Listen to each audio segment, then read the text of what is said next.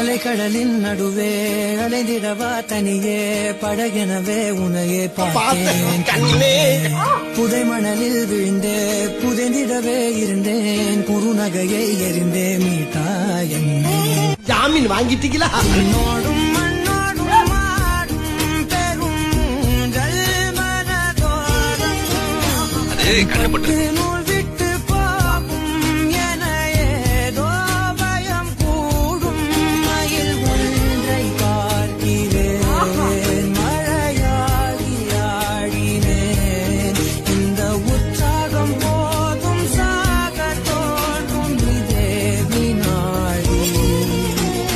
கண்ணான கண்ணே கண்ணான கண்ணே என் மீது சாய